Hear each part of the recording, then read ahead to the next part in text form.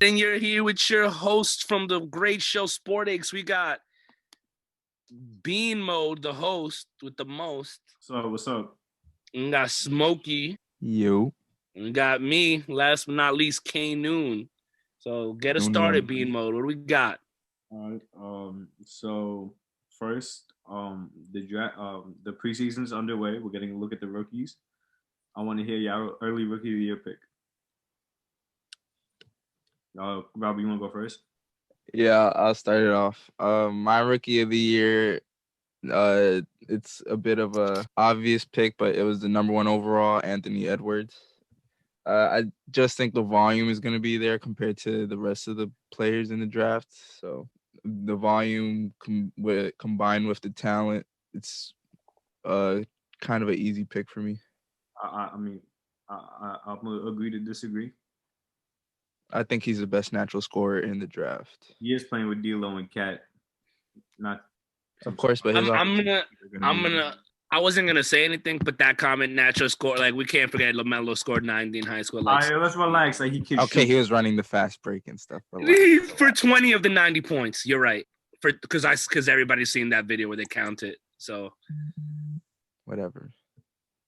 We know this. Go into it. LaMelo Ball's, well, that's my rookie of the year pick. The guy who's got the best playmaking in the class, and looks like he's already a top 3 rebounder in the class too.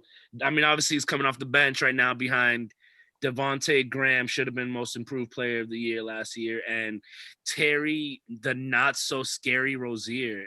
So I really could see that lasting all of maybe 5 games, maybe to second week of January until LaMelo's a starter full time. And I think at that point, I think the job is his. I mean, he's got the fan effect, the hype effect. The media's gonna eat him up, man. Everything he does, like the kid was putting up, some pretty pedestrian numbers, and every single highlight that he did was on ESPN. So, but they were highlight worthy. They were, but like I said, like just off the fact that anything he does, people are watching. That's gonna be pretty good for him. I mean, it is a media narrative. Yeah, it's definitely media narrative. And, I just want to add this. I don't think LaMelo's scoring is quite there yet. I think he needs to develop that part of his game. Ooh, big bet. Okay, who do you think shoots higher from 3 this season? From 3? Yeah, we said score. I said score. I didn't say. Okay, do you think that Edwards shoots over 40% this year? No, but he's a rookie. Yeah. Okay, so there we go. I'll say 41. That's disgusting, but bet. Yeah, that is absolutely gross. You want to bet he has a higher field goal percentage? I think LaMelo's going to be around 41%. I don't think it'll be that much higher. I don't think either of them are the most efficient scorers, but that's just because Edwards doesn't have his shot yet. LaMelo has more of a shot than Edwards. So, I mean, that's why I say we'll see, honestly. But at the same time, Lonzo, when he first came into the league, also had a tough time finishing at the rim. And I could kind of see LaMelo having a bit of that trouble until he puts on some muscle. But that's why his field goal percentage could be a little low. But we'll see. Especially if he's coming off the bench for however long that lasts. I think his scoring is what's going to affect that. I think even a 12, 7, and 7 gets him the award, honestly. I feel like he's going to have to become a better scorer, but not just scorer, just mainly a shooter, because he's gonna have to play next to Devontae Graham. So if he can outscore Rozier, that's the big if, and I don't think that's gonna happen. He's gonna outplay him. His PER is gonna blow Rozier through the water. My pick is like a safety pick, but I think James Wiseman is gonna be rookie of the year. We didn't see too much of him in college because he opted out like very early last year. Suspended. Right? Yeah, because the Penny Hardaway was like paying for his room and board for like a week, which was like $100. But he's playing in a system with a 2-time MVP, right? A 6'5" power forward who can handle the ball, and they just signed Kelly Oubre Jr. I think that it's pretty obvious he has a good supporting cast. Yeah, he has the best supporting cast. And he's the safest pick. He's got a good cast. He's a starter. And he's 7 feet tall. Fringe playoff team. If he can knock down 7 feet tall, all he has to do is rim run. Yeah, he's gonna get the rebound, so he just needs to put up like 12. Pick and pop, like step behind 3 and forget about it. It's over. If he has that shot out, and I think I saw him it was Marquise Chris actually. Marquise Chris and Steph Curry were getting some nice pick and pop. I saw he was getting shots up today. Like I saw that like a couple hours ago. But I think a big question with him is his 3-point shooting, because what a lot of teams do to the Warriors is whoever's guarding the 5, they just leave and they double on the point guards. If he's knocking I think Wiseman at least has a good enough mid-range, pull you out to 15, 18 feet minimum. He can handle the rock at 7 feet, which is another big thing for them. Yeah, he could definitely make some passes. 7 feet handling the pill, like there's no... Find some open shooters on the perimeter. It's pretty hard not to hit them. Steph and Dre used to run the pick and roll, and then Dre used to take it and throw the oop to the big. Or to the baseline cutter like Iggy. Yo, so how about what are we talking about next? The first team, second teams, all rookie teams? What do you guys think, huh? You want to start on that one? Yes, definitely. Yeah, Bean, you can start that one off. Okay. Oh, okay. I'm doing. This is not who I think are the best. Well, I'm gonna go with my first team first, because you have to do it by position. So I got LaMelo Ball, Isaac Okoro, Big O. That's Onyeka Okongwu. Yeah. Obi Toppin, and James Wiseman. So you got 3 big men on the first team. This game. Okoro. I have Okoro as a small forward, so that'd be like 4 bigs. But yeah, I have Okoro as a small forward as well. But he's 6'7". Well, I mean, those are some good players. There's a lot of talent there. I was just thinking, because a lot of this has to do, like, I'm pretty sure RJ Barrett got left off the battle last year because his team wasn't good. Right? I think the Cavs are going to make a leap this year. To what? I don't think a playoff team to back 14 being better than they were last year. To 14? They're going to be better. LaMelo Ball got the keys to the kingdom right now. No, he doesn't. James coming off. Gordon Hayward. James Wiseman is in a great situation. All right. Obi Toppin is probably the best athlete in the draft.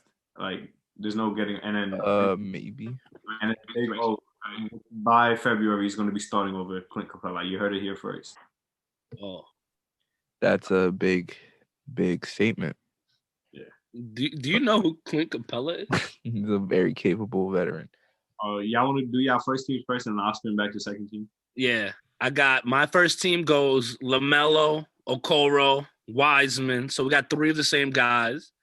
But then I go a little bit of a different path. I go Denny Avdija from the Wizards. Honestly, there's really not really a flaw with his game. Maybe you could say he just needs to put on muscle, get bigger. Who's going to set him back? You think who? Russell Westbrook? Why? Didn't Paul George finish as a top 3 MVP candidate because of Russell?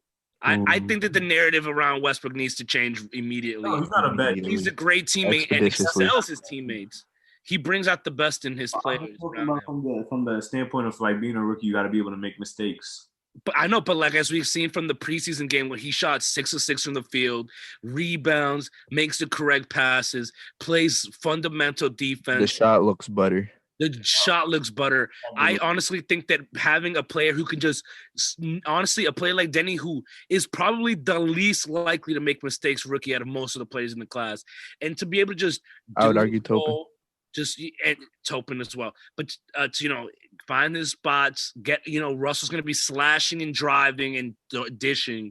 He's going to get a lot of open shots like that, corner threes, wing, and he can. I think he's going to be good. Like on the fast break, running together, him like having a player of Russell Westbrook's caliber can honestly help a lot of players that aren't extremely ball dominant. And honestly, Denny looks like a player going forward who has, I don't want to say that Luka potential, anything like that at all, because he's more towards, I don't want to say this either because it's like Mario Hezonja. I like a Gallo comparison. It's like, yeah, but it's like a player who's gonna need the ball in his hands or could use the ball in his hands going forward, as even like the Knicks have RJ right now in a lot of the sense where he can run the game through his hands, but he does. I think he's a player that's good enough that he won't need it, and I think that's gonna help him to make the first team. Okay. And I think you only listed 4 players.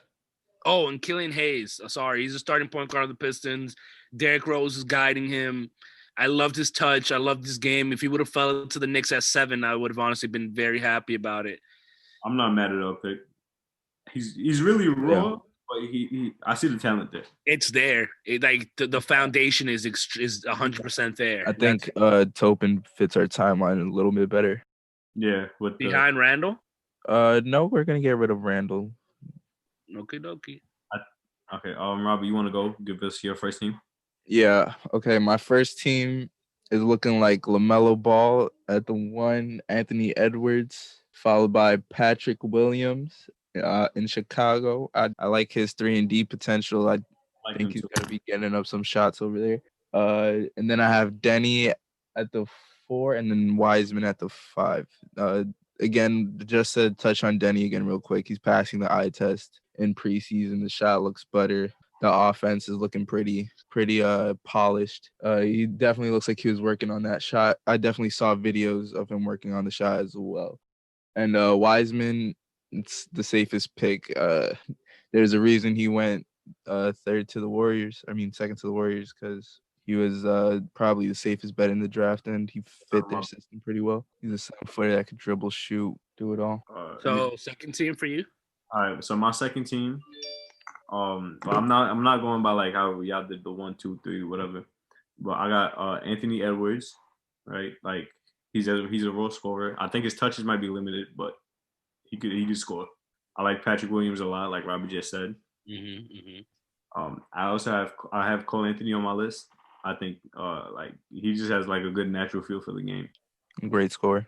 Yeah. One person I think is slept on the draft, Precious Achiuwa. Yeah, I was thinking about putting Precious on my list. He's a raw athlete, but like in that Miami system, Pat Riley and Spo with like Jimmy Butler pushing you, I think that's like a good fit. Like that's a great fit. Yeah, I do enjoy that fit. I kind of have two. I want to finish my thing off with 2 because I'm kind of on the fence here. Okay. I had RJ Hampton because I like him on the Nuggets because I like that team a lot, and I think they could develop him well. Yeah, I think he's gonna just be in the development phase this year. Yeah, they're gonna ball him, I believe, for a year. And ball is probably definitely gonna get balled another year, another redshirt year, I believe. He's gunning for rookie of the year, man. I don't think so. But the other player that I was also on the fence about, just because of the kind of season that they had last year, Devin Vassell on the Spurs. I just think playing on the pop, like he has the potential to be great.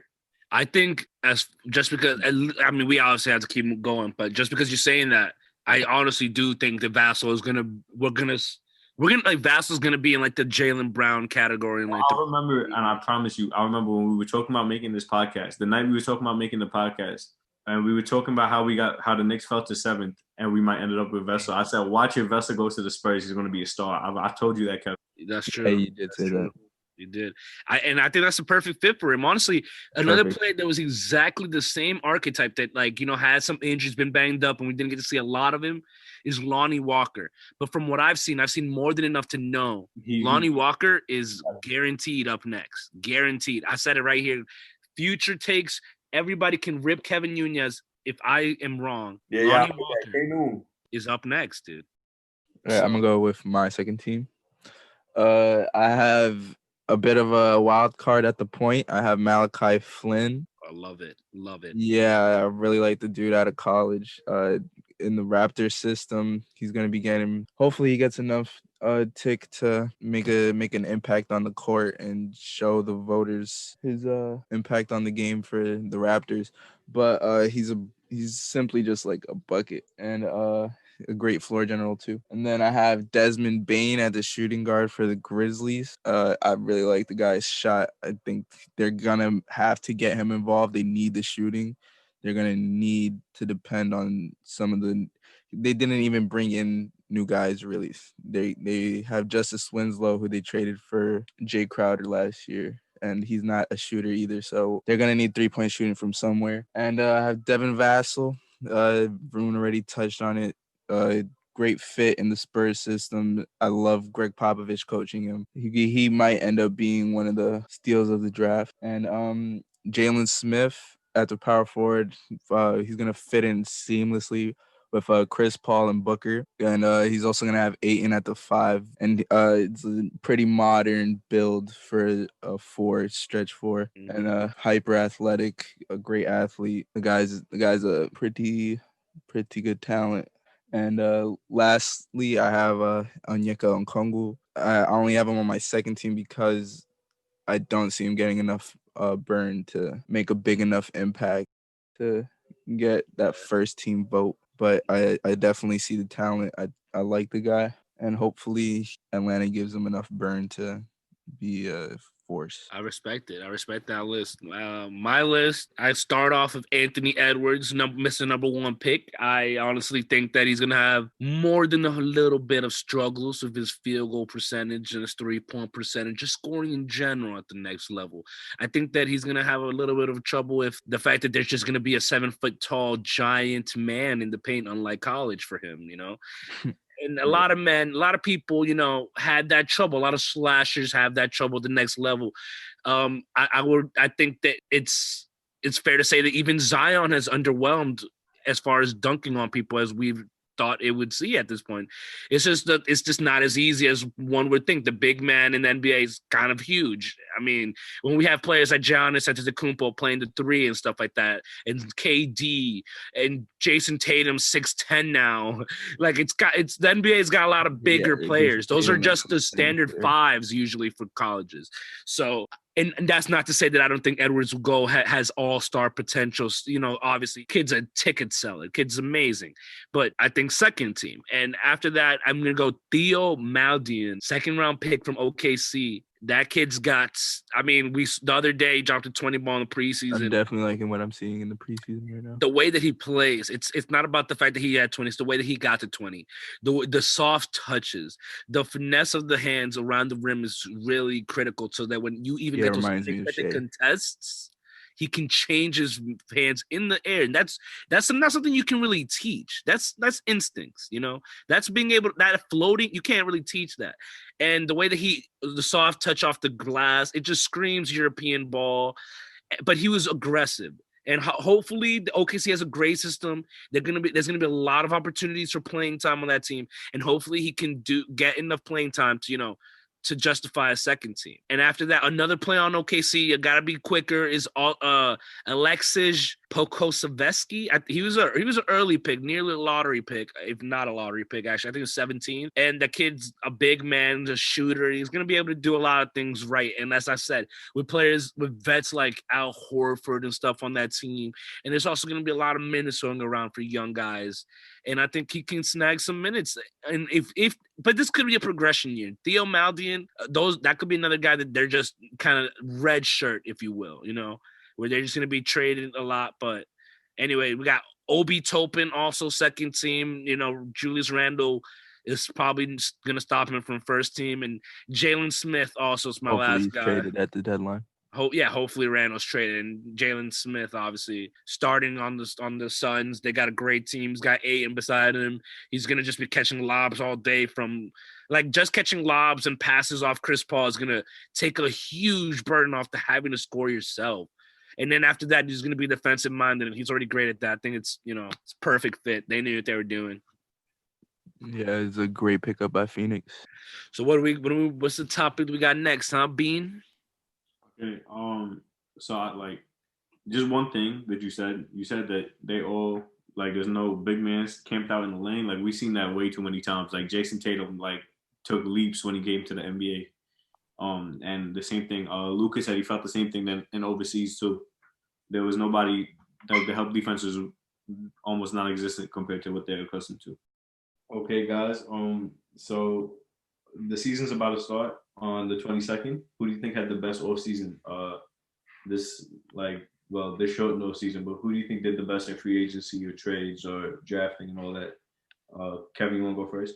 Yeah. Personally, I think the best off season, it's got to go to the Hawks, Atlanta Hawks, man. They sign, like they just rebuilt that team in one season. They went from like the mediocrity from a team literally rated lower than the Knicks on the standings to building a very competent team.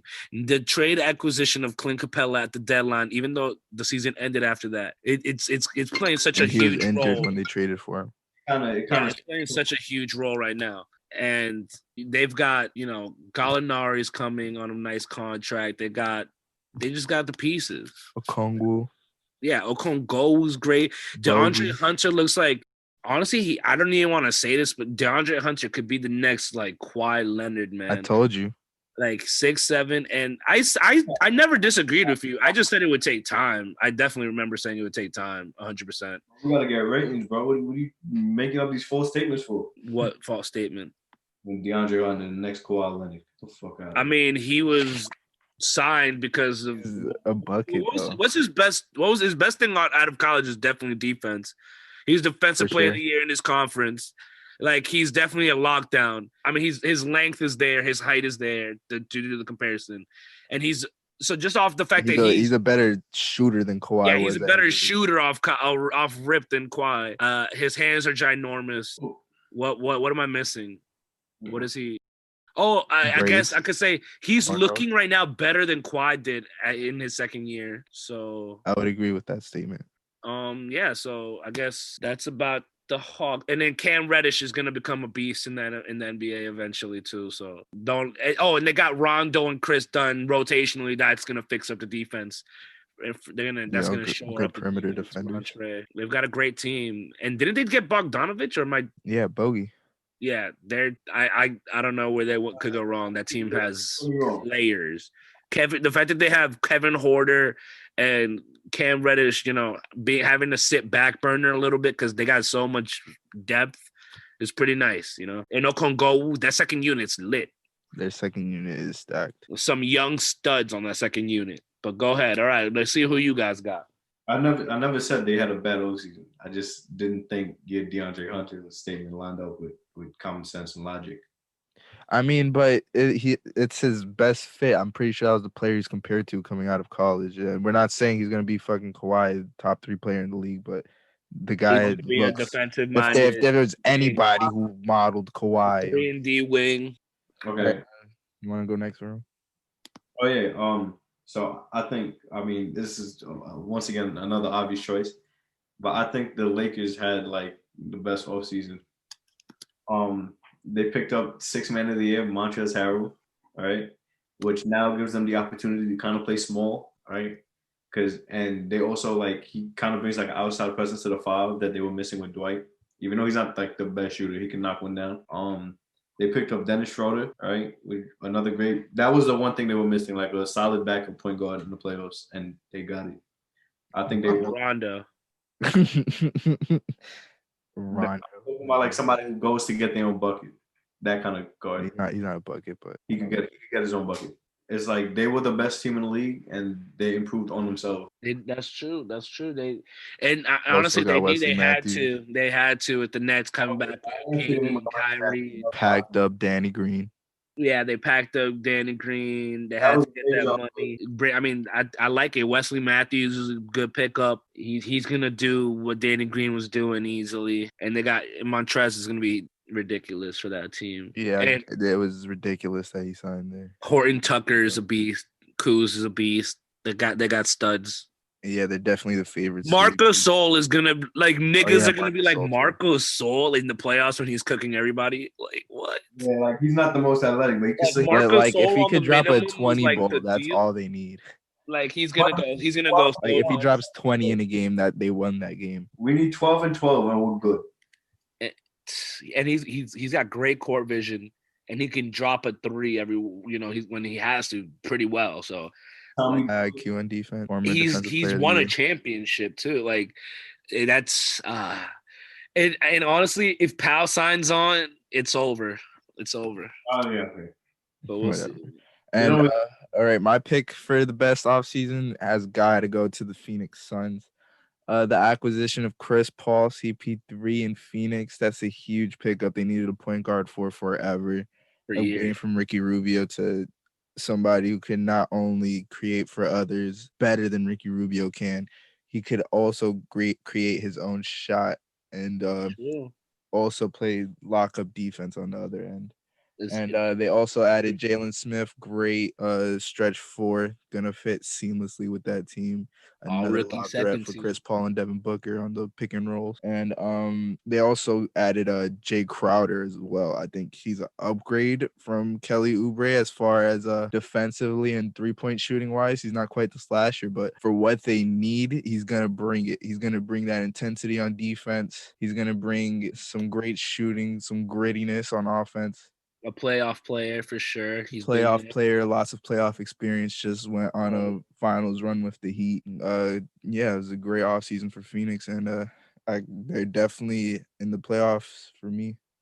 Yeah, they built a little contender, didn't they? It's just gonna be the key about staying healthy and seeing how everything plays out for them. But kind of. I think Devin Booker is going to unlock another step of his game plan with Chris Paul too. Yeah, that's that superstar leap. I would love to see what that turns out to be. He's already averaging like 27. Like, what does that mean now? Like 35? A walking 30. Because he's been a good. It's gonna be exciting to see. Honestly, I feel like we're gonna see a lot of the inconsistencies leave his system, and I think Ayton is really who's gonna benefit from playing with Chris Paul the most. I think he's gonna take a big leap this year. Thinking what big man has Chris Paul really played with like this? I mean, I could think of obviously Blake Griffin but like that's a 4. And DeAndre Jordan was like the closest that comes to mind besides, obviously. Yeah, and he didn't have nearly as much of an offense. He was literally just a lob threat. Ayton's offensive bag is just about limitless at his size. Yeah, it's gonna be good. Yeah, for sure. All right, and moving on, let's talk about the Knicks off seasons, guys. All three of us are Knicks fans. We had a big year this year. Lots of moves, not only on the 15-man roster, but a lot of moves in the front office as well.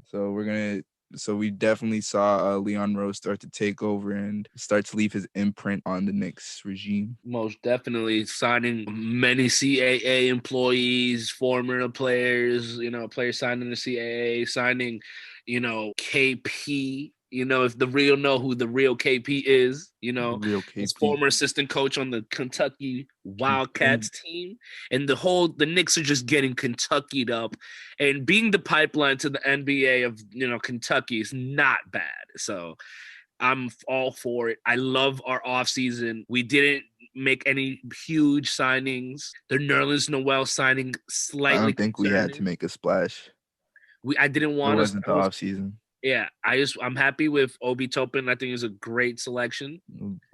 So happy he fell to us. I think he's gonna, as soon as Randall's gone, he's gonna really flourish. Even if he has to, honestly, from what I've seen, wait for Randall to leave. Yeah, like he's gonna be doing his thing. Like the kid just moves great off ball. Like that's like the main thing as a forward, being able, and he's willing. He trusts his shot too. He's going to be able to stretch the floor better.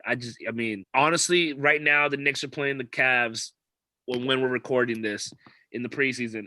And the top 8 players, that have played for the Knicks are like young guys. And they've got Knox getting minutes, quickly is having a good game. Like, these are the things that I want to see from the Knicks, because not only does that get us the opportunity to give our young players experience, to give us something to watch, but it also kind of makes us tank. If that just so happens, then okay, I'm all right with that. Not only that, from players on the outside looking in, showing that we have potential is going to make us a free agent target.